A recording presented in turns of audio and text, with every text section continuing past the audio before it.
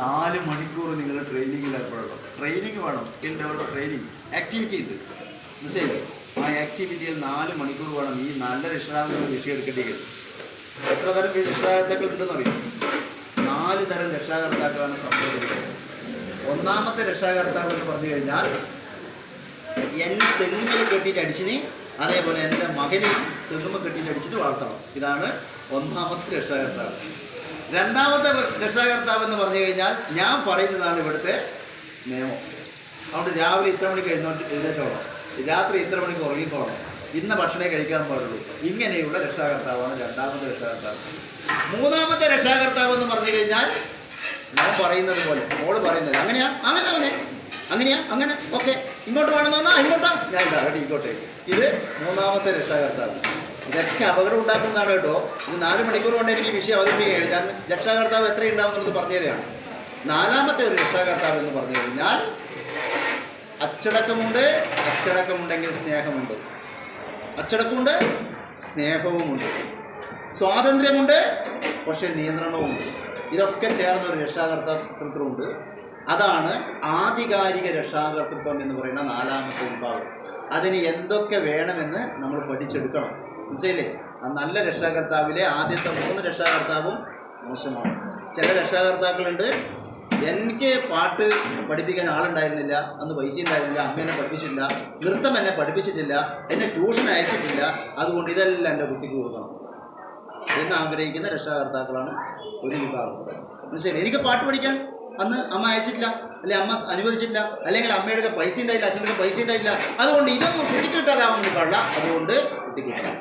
എനിക്ക് ഐഫോൺ ഉണ്ടായിരുന്നില്ല, അതുകൊണ്ട് ഈ ഒരു വിഷമം കുട്ടി അനുഭവിക്കാൻ പാടില്ല, ഇന്ന് മോനെ ജനിക്കുമ്പോൾ തന്നെ ഐഫോൺ. ഇതാണ് മറ്റൊരു സ്വഭാവം. അതായത് തനിക്ക് കിട്ടാത്ത എല്ലാ കാര്യങ്ങളും തൻ്റെ കുഞ്ഞിന് കൊടുക്കണമെന്ന് ആഗ്രഹിക്കുന്ന അച്ഛനും അമ്മയും.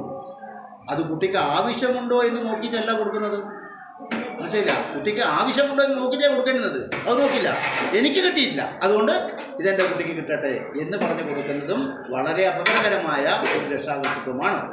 ആധികാരികമായ രക്ഷാകർതൃത്വത്തിലേക്ക് നമ്മൾ മാറണം. അത് നമുക്ക് പിന്നീട് സമയമുണ്ടെങ്കിൽ ചർച്ച ചെയ്യാം.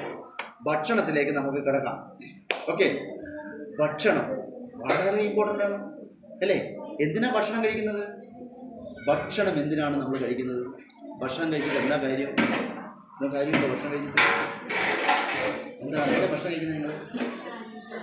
ആരോഗ്യം. എന്തിനാരോഗ്യം? ആരോഗ്യം ഓക്കെ. എന്തിനാരോഗ്യം കിട്ടാനാണ് ഭക്ഷണം കഴിക്കുന്നത്? ചേട്ടാ, ഏതിനാരോഗ്യം കിട്ടാനാണ് ഭക്ഷണം കഴിക്കുന്നത്? പറയും. ഏതിനാരോഗ്യം കിട്ടാനാണ് ഭക്ഷണം കഴിക്കുന്നത്? ആരോഗ്യം കിട്ടാനാണോ ഭക്ഷണം കഴിക്കുന്നത്? ഏതിനാരോഗ്യം കിട്ടാനാണ്?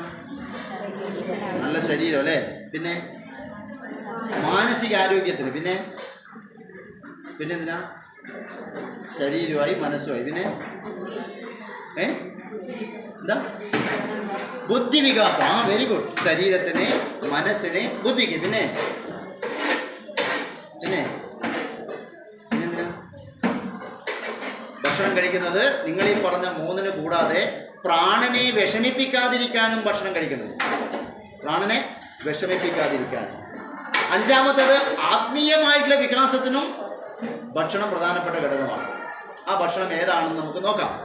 ഓക്കെ, ശരി. ഭക്ഷണം കഴിക്കുന്നതിന് മുമ്പേ നമ്മൾ ആദ്യം ചിന്തിക്കേണ്ടത് മനുഷ്യ ശരീരത്തിലുള്ള മാലിന്യത്തെ പുറന്തള്ളുന്ന മാർഗത്തെക്കുറിച്ചിട്ടാണ് ആദ്യം ചിന്തിക്കേണ്ടത്. മനുഷ്യ ശരീരത്തിലുള്ള മാലിന്യം പുറന്തള്ളാൻ വേണ്ടി മനുഷ്യൻ സ്വീകരിക്കുന്ന എത്ര മാർഗമുണ്ട്? പോട്ടെ. നമുക്ക് അസുഖം വരുന്നതിൻ്റെ പ്രധാനപ്പെട്ട കാരണം എന്താണ്? മനുഷ്യന് അസുഖം വരുന്നതിൻ്റെ പ്രധാനപ്പെട്ട കാരണം എന്താണ്? ഞാൻ ഭാരതത്തിൻ്റെ ഇക്കോളജിയാണ് പറയാൻ കേട്ടോ. ഉപനിഷത്തുകളിലും അതേപോലെ തന്നെ അഷ്ടാംഗ ഹൃദയത്തിലും അതേപോലെ തന്നെ ചരക സംഹിതയിലും സുശ്രുത സംഹിതയിലും ഒക്കെ പറഞ്ഞിട്ടുള്ള കാര്യങ്ങളാണ് ഞാൻ പറയുക. എങ്ങനെയാണ് മനുഷ്യ ശരീരത്തിന് അസുഖം വരുന്നതിൻ്റെ കാരണം എന്താണ്? എന്ത് കാരണത്താലാണ് മനുഷ്യന് അസുഖം വരുന്നത്? എന്താ അസുഖം വരാൻ കാരണം? അസുഖമില്ലേ? നമ്മുടെ കുടുംബങ്ങളിലൊന്നും ആർക്കും അസുഖമില്ലേ? ഉണ്ടോ? അസുഖമില്ലാത്തവർ എത്ര പേരുണ്ട്? എൻ്റെ വീട്ടിൽ ആർക്കും അസുഖമില്ല. അങ്ങനെയുള്ളത് എല്ലാ സ്ഥലത്തും ഉണ്ട്. ഇപ്പോൾ കൈവേദന, അല്ലെങ്കിൽ മുട്ടുവേദന, അല്ലെങ്കിൽ കാലുവേദന, അല്ലേ പ്രഷർ, അല്ലെങ്കിൽ ഷുഗർ, അല്ലെങ്കിൽ കൊളസ്ട്രോൾ, അല്ലേ എന്തെങ്കിലും ഒന്നുണ്ട്. എന്താ കാരണം? ഈ അസുഖം വരാനുള്ള കാരണം എന്താണ്? ഭക്ഷണം പ്രധാനപ്പെട്ട കാരണം, പിന്നെ ജീവിതശൈലി പ്രധാനപ്പെട്ട കാരണം, പിന്നെ പ്രതിരോധ ശേഷി കുറയുന്നത്, വെരി ഗുഡ്. പിന്നെന്താ?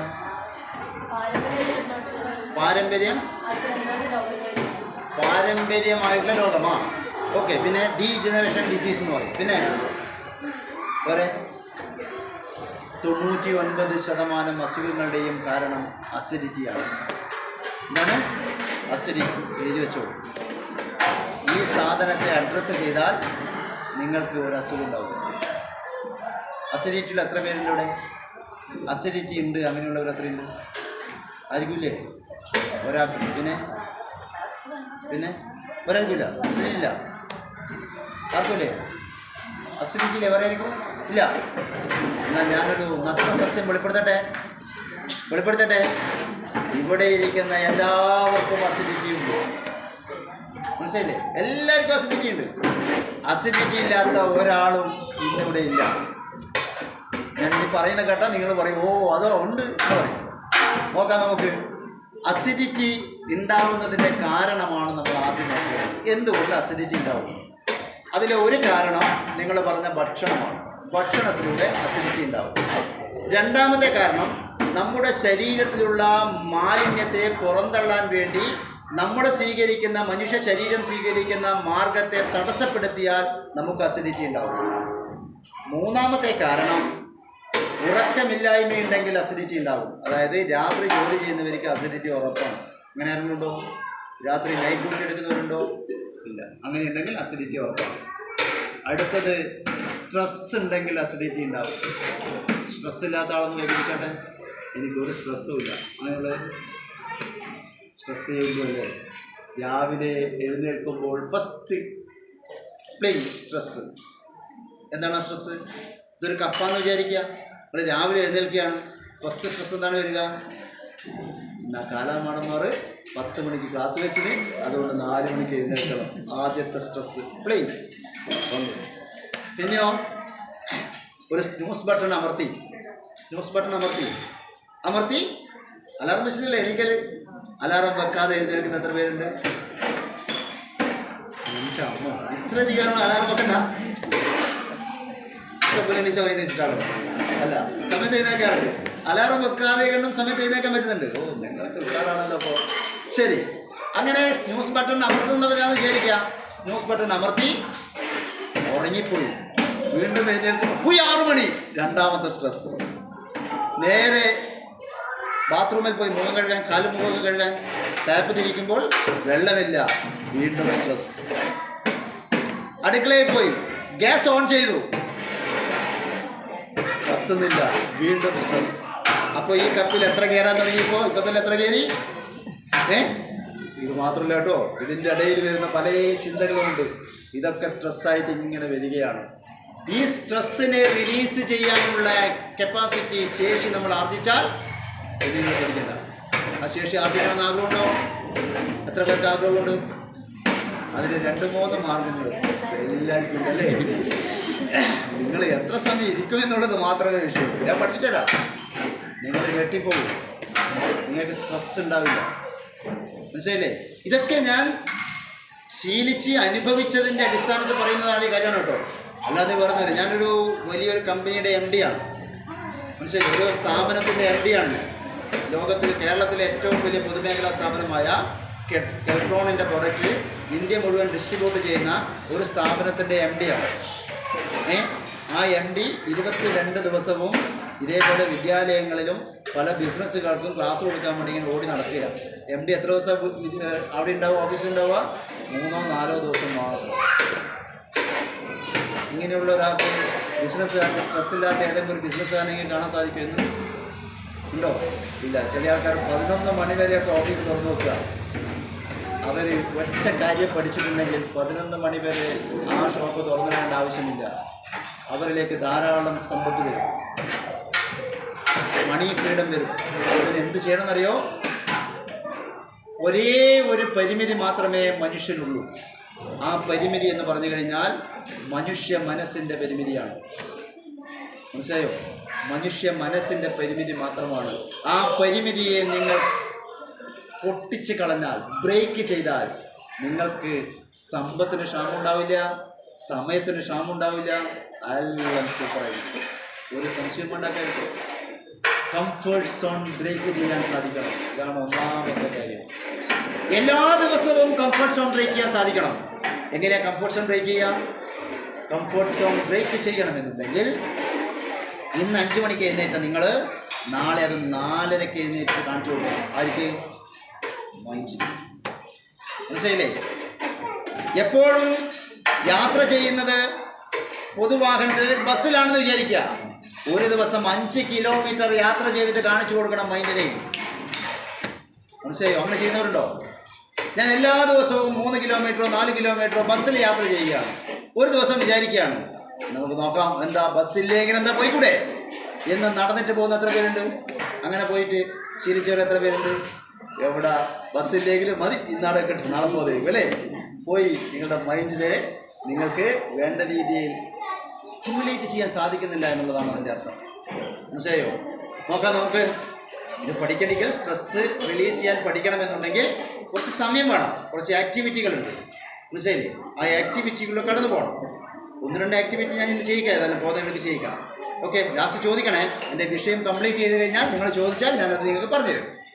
ഓക്കെ, അപ്പം നമ്മുടെ മനുഷ്യ ശരീരത്തിലുള്ള മാലിന്യത്തെ പുറന്തള്ളുവാൻ വേണ്ടിയിട്ട് മനുഷ്യ ശരീരം സ്വീകരിക്കുന്ന മാർഗത്തെ തടസ്സപ്പെടുത്തിയാൽ നമുക്ക് അസിഡിറ്റി ഉണ്ടാകും. മനസ്സിലായോ? ഉറക്കവും സ്ട്രെസ്സും അസിഡിറ്റിക്ക് കാരണമാണ്. 4 കാരണങ്ങളെ അഡ്രസ്സ് ചെയ്താൽ, അത് ഇല്ലാതാക്കിയാൽ ഒരു മനുഷ്യനും അസുഖം ഉണ്ടാവില്ല. ഒരാൾക്കും അസുഖം ഉണ്ടാവില്ല, ഞാൻ ഉറപ്പിച്ച് പറയാം. നിങ്ങൾ തയ്യാറാണോ ഇത് മാറ്റാൻ? പക്ഷേ നമുക്ക് ഒരിക്കൽ പോലും ഡോക്ടറുടെ അടുത്തേക്ക് പോകേണ്ടി വരില്ല. അത്ഭുതങ്ങൾ സൃഷ്ടിക്കാൻ നമുക്ക് സാധിക്കും. അപ്പോൾ ആദ്യം നമുക്ക് മാലിന്യത്തെക്കുറിച്ചും ചിന്തിക്കാം. മനുഷ്യ ശരീരത്തിലുള്ള മാലിന്യത്തെ പുറന്തള്ളാൻ വേണ്ടി മനുഷ്യ ശരീരം സ്വീകരിക്കുന്ന മാർഗങ്ങൾ ഏതൊക്കെയാണ്? മാലിന്യം ഉണ്ടോ ശരീരത്തിൽ? ഭക്ഷണം കഴിച്ചാൽ ഉണ്ടാവുമോ? ഉണ്ടാവുമല്ലേ? ഇതിനെ എങ്ങനെയാണ് പുറന്തള്ളാൻ നമ്മൾ സ്വീകരിക്കുന്ന മാർഗങ്ങൾ ഏതൊക്കെയാണ്? മൂത്രത്തിലൂടെയും മലത്തിലൂടെയും പോകും. Very good. പിന്നെ വിയർപ്പിലൂടെ. പിന്നെ 3 പറഞ്ഞു. ഉച്ഛ്വാസവായുവിലേക്കൂടെയുള്ള മാലിന്യ വിസർജനം. 4 കാര്യങ്ങളാണ്. മാലിന്യം എവിടെയൊക്കെ ഉണ്ട് അത് നോക്കാം നമുക്ക്. എവിടെയൊക്കെയാണ് മാലിന്യമുള്ളത്? എവിടെയൊക്കെ? എല്ലെന്ന് പറഞ്ഞു കഴിഞ്ഞാൽ എവിടെയൊക്കെ മാലിന്യമുണ്ട് ശരീരത്തിൽ? ഇത് പഠിക്കണം. കുട്ടികളുടെ ഡെയിലി റുട്ടീൻ നമുക്ക് കറക്റ്റ് ചെയ്യണം. ഇതിനു വേണ്ടി ഇത് ചെയ്താൽ തന്നെ നിങ്ങൾക്ക് ഒരുപാട് പ്രശ്നങ്ങൾക്കൊന്ന് പരിഹാരം ഉണ്ടാവും. ഏതൊക്കെയാണ്? എവിടെ? ആമാശയത്തിൽ ഉണ്ട്, സ്റ്റൊമക്കിലുണ്ട്, പിന്നെ ശ്വാസകോശത്തിലുണ്ട്, പിന്നെ 2 പിന്നെ വേറെ ഉള്ളത്? വേറെ എവിടെയോ മാലിന്യമുള്ളത്? എവിടെ? കണ്ണിൽ മാലിന്യമുണ്ട്. വെരി ഗുഡ്, സൂപ്പറാണ്. കണ്ണിൽ മാലിന്യമുണ്ട്. നമ്മൾ പലപ്പോഴും അത് ശ്രദ്ധിക്കുന്നില്ല. കണ്ണിൽ മാലിന്യമുണ്ട്, ചെവിയിൽ മാലിന്യമുണ്ട്, ബ്രെയിനിൽ മാലിന്യമുണ്ട്. 95% വാട്ടർ കണ്ടന്റുള്ള ബ്രെയിനിൽ മാലിന്യമുണ്ട്. ഈ മാലിന്യം പോകണമെന്നുണ്ടെങ്കിൽ ഉച്ഛ്വാസവായുവിലെ മാത്രമേ ഈ മാലിന്യം പുറത്തേക്ക് പോവുകയുള്ളൂ. മനസ്സിലായോ? ഇതിൽ ഭക്ഷണം വളരെ പ്രധാനപ്പെട്ട ഒരു കാരണമാണ് എന്നുള്ളത് കൊണ്ടാണ് ഞാൻ ഇത് പ്രത്യേകം പറയുന്നത്. അപ്പോൾ ഒന്നാമത്തേത് മലത്തിലൂടെയുള്ള മാലിന്യ വിസർജനം. മലത്തിലൂടെയുള്ള മാലിന്യ വിസർജനം എന്ന് പറഞ്ഞു കഴിഞ്ഞാൽ, മലബന്ധമുള്ളവർ എത്ര പേരുണ്ട് ഇവിടെ? മലബന്ധം എനിക്കുണ്ട്. അങ്ങനെയുള്ളവരുണ്ടോ? മലബന്ധമുണ്ട് എന്നുള്ളവർ ഇല്ല. ശരി, രാവിലെ എഴുന്നേറ്റ് കഴിഞ്ഞ് ഒരു കാപ്പി കുടിക്കണം എനിക്ക്, സാധനം പുറത്തേക്ക് പോകാൻ. അങ്ങനെയുള്ളവർ എത്ര പേരുണ്ട്? ഒരു ചായയോ കാപ്പിയോ കുടിച്ചാലേ പോകുള്ളൂ, അല്ലെങ്കിൽ ചൂടുവെള്ളം കുടിക്കണം. അങ്ങനെയുള്ളവർ ഇല്ല. ഇല്ലാതെ പോകും. ശരി, 3ാമത്തെ ചോദ്യം, വെള്ളം പോലെയാണോ പോകുന്നത്, ആട്ടുംപിട്ട പോലെയാണോ പോകുന്നത്? ഇതെല്ലാം കുട്ടികളെ പഠിപ്പിക്കണം നിങ്ങളെ. ഇത് ചിരിക്കേണ്ട വിഷയം. ഈ വിദ്യാഭ്യാസം നമുക്ക് കിട്ടിയിട്ടില്ല. അതാണ് ഇന്ന് നമ്മൾ നേരിടുന്ന പ്രതിസന്ധി. മനസ്സിലായോ? നമ്മളെ കുട്ടികളെ ഇത് പഠിപ്പിക്കണം. മലം പോകേണ്ടുന്നത് വെള്ളം കലർന്നുകൊണ്ടായിരിക്കണം മലം പോകേണ്ടുന്നത്. അത് കട്ടയായിട്ട് പോകാൻ പാടില്ല. കട്ടയായിട്ടാണ് പോകുന്നതെങ്കിൽ ഉറപ്പാണ് മലബന്ധമുണ്ട്. 100% ഉറപ്പാണ് മലബന്ധമുണ്ട്. വെള്ളത്തോടു കൂടെ വേണം ഈ മലം രാവിലെ എഴുന്നേൽക്കുമ്പോൾ മുഴുവൻ പോകാൻ വേണ്ടി. അത് 3.5 മണിക്കൂർ മുതൽ 7 മണിക്കൂറിനുള്ളിൽ നടക്കണമെന്നും ഭാരതത്തിൻ്റെ ഇക്കോളജി പറയുന്നു. നടക്കേണ്ട സമയം എപ്പോഴാണ്? 3:30ക്കും 7 മണിക്കും ഉള്ളിൽ നമ്മുടെ ഉള്ളിലുള്ള മാലിന്യം മുഴുവൻ പുറത്തേക്ക് പോകണം. മൂത്രത്തിലൂടെയും പോകണം, മലത്തിലൂടെയും പോകണം. മനസ്സിലായോ? 2 പ്രധാനപ്പെട്ട കാര്യങ്ങളിൽ നടന്നേ പറ്റുകയുള്ളൂ എന്നർത്ഥം. ഈ മലബന്ധമുണ്ട് എങ്കിൽ ഉച്ഛ്വാസവായുവിലേക്കൂടിയുള്ള മാലിന്യ വിസർജനം നടക്കുകയില്ല. അവർക്ക് മൈഗ്രെയിൻ ഉണ്ടാകും, സൈനറ്റീസ് ഉണ്ടാകും, തലവേദന ഉണ്ടാകും. സൈനറ്റീസും മൈഗ്രെയിനും തലവേദനയും ഒക്കെ ഉണ്ടാകുന്ന ഒരു കാരണം മലബന്ധമാണ് എന്ന് നമ്മൾ മനസ്സിലാക്കണം. മനസ്സിലായോ? മനസ്സിലാക്കണം നമ്മളത്. അപ്പോൾ സൈനറ്റീസ് ഉള്ളവരുണ്ടോ? ചെന്നിക്കുത്ത്, മൈഗ്രെയിൻ. അപ്പോൾ ഇത് ആദ്യം ചെയ്യേണ്ടത് മലബന്ധം ഇല്ലാതാക്കുക എന്നുള്ളതാണ്. മലം കംപ്ലീറ്റ് പോകുന്നുണ്ടോ എന്ന് നോക്കണം. മലം ഫുള്ളായിട്ട് പോകണം. മനസ്സിലല്ലേ? എന്നിട്ട് അതിലൊരു മരുന്നുണ്ട്, അത് ചെയ്താൽ മതി. അപ്പോൾ ഇവിടെ ചെറിയ ചെറിയ അറകളുണ്ട്. ഈ അറകളിലേക്ക് ബ്രെയിനിൽ നിന്നും കണ്ണിൽ നിന്നും ചെവിയിൽ നിന്നും മാലിന്യം ഇവിടെ വന്ന് നിൽക്കും. ഈ മാലിന്യം ഉച്ഛ്വാസവായുവിലേക്കൂടെ പുറത്തേക്ക് പോകണം. അത് 24 മണിക്കൂറും പുറത്തേക്ക് പോകണം. എത്ര? 24 മണിക്കൂർ. ഉറങ്ങുമ്പോഴും ഉച്ഛ്വാസവായുവിലേക്കുള്ള ഈ സാധനം പോകണം. അതിന് മലം കെട്ടിക്കിടക്കാൻ വേണ്ടി പാടില്ല, മലബന്ധം ഉണ്ടാകാൻ വേണ്ടി പാടില്ല എന്നുള്ളതാണ് പ്രധാനപ്പെട്ട വിഷയം. അതാണ്. മനസ്സിലായോ? അപ്പോൾ മലബന്ധമില്ലാത്ത ഒരു സംവിധാനം. രണ്ടാമത്തേത് മൂത്രത്തിലൂടെയുള്ള മാലിന്യ വിസർജനം. മൂത്രത്തിലൂടെയുള്ള മാലിന്യ വിസർജനം നടന്നിട്ടില്ലായെന്നുണ്ടെങ്കിൽ കിഡ്നി പണി മുടക്കും. Kidney അരിപ്പയാണ് kidney. കിഡ്നിയിലെ മാലിന്യത്തെ മുഴുവൻ അരച്ച് കലക്കി മൂത്രത്തിലൂടെ പുറന്തള്ളണമെന്നുണ്ടെങ്കിൽ വെള്ളം ധാരാളം കുടിക്കണം. വെള്ളം കുടിക്കാറുണ്ടോ? നമ്മുടെ പല പെൺകുട്ടികളും വെള്ളം കുടിക്കുന്ന കാര്യത്തിൽ വളരെ വളരെ മോശമാണ്. വെള്ളം കുടിക്കാൻ വേണ്ടി 5 നിയമമുണ്ട്. എത്ര? 5 നിയമമുണ്ട്. പഠിക്കണം 5 നിയമം. അതും അവസാനം പഠിപ്പിച്ചു തരാം. ചോദിച്ചാൽ പഠിപ്പിച്ചു തരാം.